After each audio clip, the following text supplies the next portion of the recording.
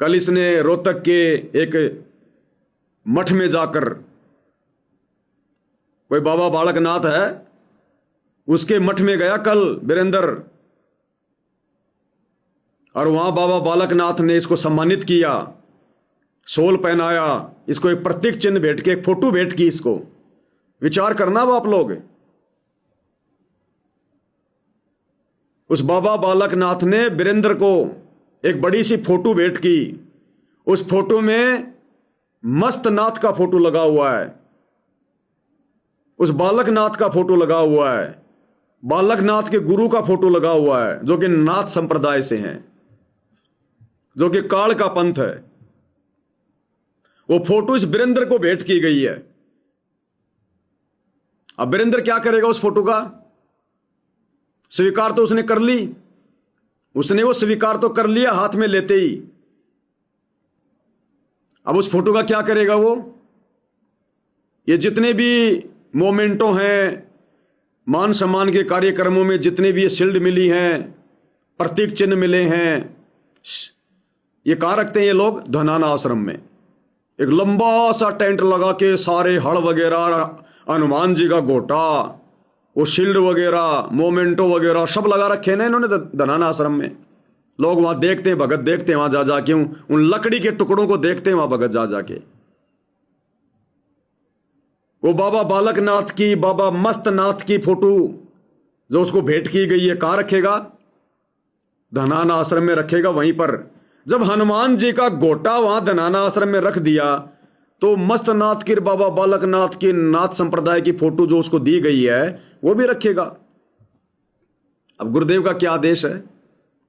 प्रथम नाम दीक्षा के समय गुरुदेव हमें आदेश देते हैं कि आपके घर में यदि पूरा घर उपदेशी है तो पूरे घर में कहीं भी किसी संत महात्मा की फोटो नहीं होनी चाहिए, किसी देवी देवता की फोटो नहीं होनी चाहिए, आपके पूर्वजों की जो मर चुके हैं उनकी फोटो नहीं होनी चाहिए। ये प्रथम दीक्षा के समय गुरुदेव हमें आदेश देते हैं। तो सतलोक आश्रम तो आश्रम है, वहां तो सारे भगत जाते हैं, एक घर हो गया भगतों का। अब उस घर के अंदर वो मस्तनाथ की फोटो रखी जाएगी। उड़ा दिया ना गुरुदेव के आदेशों की धज्जियां। ऐसे पैरों तले रोंद रहे हैं गुरु के आदेशों को, ऐसे संगत को काल के मुंह में बैठाया जा रहा है। और संगत अब दर्शन करेगी बाबा मस्तनाथ के, बाबा रामपाल के दर्शनों से तो संगत दुखी हो गई। अब मस्तनाथ के दर्शन करेगी संगत और मस्त हो जाएगी, मस्त। तो ये कर्ता बने हुए हैं, कर्ता। इन कर्ताओं की क्या दुर्गति होगी जब रामचंद्र जैसे, श्री कृष्ण जैसे उन कर्ताओं की दुर्गति हुई। तो ये तो बहुत छोटी कैटेगरी के कर्ता हैं गुरु जी के बेटे। इनके साथ क्या होगा आने वाले समय में? तो क्या कह रहे हैं परमेश्वर आगे? गिरफ सतगुरु साहिब एक है, दूजा भरम विरोध।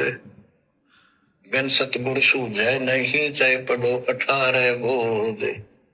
गरीब सतगुरु साहिब एक हैं। सतगुरु यानी आज हमारे पूज्य गुरुदेव भगवान, और साहिब यानी जिसको हम कबीर भगवान समझते हैं। कहते हैं सतगुरु और साहिब दोनों एक ही हैं, अलग अलग नहीं है। दूजा भ्रम विरोध, यदि कोई उनमें अंतर मानता है तो वो भ्रम में जी रहा है। सतगुरु साहिब एक है, दूजा भ्रम विरोध। और उनमें भी दोनों में कौन बड़ा है? अगर कोई दोनों को अलग अलग मानता है तो बिन सतगुरु सूझे नहीं, बिना सतगुरु के दिमाग के पट नहीं खुलेंगे, अध्यात्म समझ में नहीं आएगा, मोक्ष नहीं होगा। बिन सतगुरु सूझे नहीं, चाहे पढ़ो 18 बोध, चाहे कितने ही ये शास्त्र पढ़ लो। 18 बोध क्या बताया गुरुदेव ने? चारों वेद ये एक बोध है, ज्ञान है, एक ज्ञान। 18 बोध यानी 18 प्रकार का ज्ञान।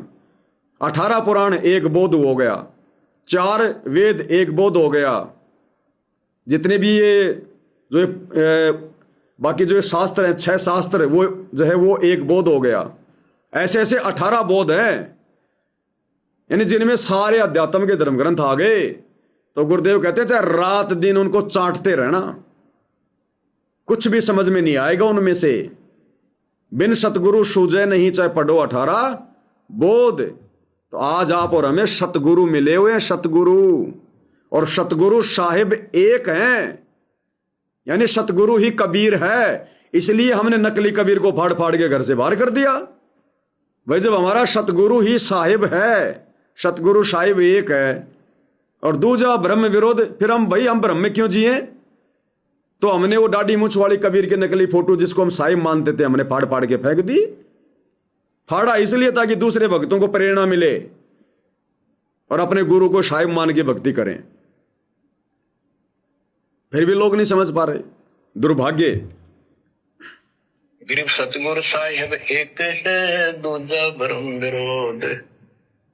बिन सतगुरु सूझे नहीं, चाहे पढ़ो 18 बोध। गरीब गलगोटा गुरु आखने, फांसी दे अड़ाए। 12 तिलक बनाए, करे चंपुर दे धकाए। कि ये इंसान का नाश करने, मनुष्य जीवन को बर्बाद करने वाले ये बाह्य दिखावा करके 12 तिलक 12 तिलक बना लेंगे, कंठी माला पहन लेंगे, लाल कपड़े, बड़ी बड़ी दाढ़ी मूछ उठा लेंगे, या घुटन घोट हो जाएंगे, मूड बना लेंगे। अब गुरुदेव भगवान सत्संग तो कर रहे हैं नकली काल के दूतों पर, साधु संतों पर, जो बाह्य दिखावा करते हैं। बड़े बड़े साधु संत महात्मा दिखाई देते हैं, अंदर से ज्ञान के नाम की कोई चीज नहीं है, लोगों की मर्यादा तोड़वा रहे हैं, काल के मुंह में बैठा रहे हैं। अब ये विशेष संदेश है, गुरु कहां बोलेगा और शिष्य ने समझना कहां है। गुरु कहां बोलेगा और शिष्य ने समझना कहां है कि मेरा गुरु कहां संकेत कर रहा है। जिस प्रकार गुरुदेव ने बताया कि आपके शरीर में दिक्कत है, आपके माथे में दर्द हो रहा है माथे में, और इंजेक्शन कहां लगेगा? कुल्ले पर। दर्द है माथे में, इंजेक्शन लगेगा कुल्ले पर और माथे का दर्द ठीक हो जाएगा। अरे किसी के माथे में दर्द है, सिर में दर्द है, तो सर में इंजेक्शन थोड़ी लगता है। इंजेक्शन कहां लगेगा? कुल्ले पर। और दर्द कहां का ठीक हो रहा है? माथे का। तो गुरु कहां बोल रहा है और शिष्य ने समझना कहां है। ये विशेष संदेश है।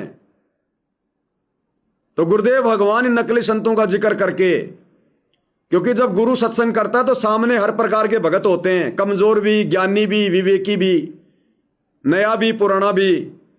तो गुरु ने जैसी बुद्धि भगत को बख्श रखी है, उस हिसाब से वो उन बातों को पकड़ लेता है। तो नए भगत को तो अभी ज्ञान समझने की जरूरत है, वो तो नकली संतों के ऊपर टारगेट कर लेगा कि गुरुजी नकली संतों के बारे में कह रहे हैं। और जो विवेकी भगत होगा वो समझ जाएगा कि वर्तमान में संगत में नकली संतों वाला काम कौन कर रहा है, वर्तमान में संगत में काल के दूतों की भूमिका कौन कर रहा है। तो वो समझ जाएगा कि मेरा गुरु अपने परिवार के ऊपर संकेत कर रहा है, इन नकली साधु संतों की बातें बोलकर, उनका उदाहरण देकर। अपने बेटों के ऊपर, इन कोऑर्डिनेटरों के ऊपर गुरु संकेत कर रहा है कि इन्होंने संगत का सत्यानाश कर दिया है, उल्टी साधना करवा के, मर्यादा तोड़वा के, इंसान का नाश करने। गरीब गलगोटा गुरुआ मिले। गरीब सतगुरु साहिब एक है, दूजा ब्रह्म विरोध। बिन सतगुरु सूझे नहीं, चाहे पढ़ो 18 बोध। अब सुनो, गरीब गलगोटा गुरु आखने, फांसी दे अड़ाए। इन्होंने फांसी अड़ा रखी है संगत में, गलगोटे गुरु हैं ये, सबका गला दबा रखा इन्होंने, मर्यादा तोड़वा तोड़वा के, काल प्रेरणा से, उल्टे कर्म करवा के। ये गलगोटा गुरु है, ये कोऑर्डिनेटर गुरु का परिवार, सतलोक आश्रम कमेटी, ये फांसी दे अड़ाए। इन्होंने भक्तों के फांसी अड़ा दी, गले में फांसी का फंदा डाल दिया काल का, मर्यादा तोड़वा के।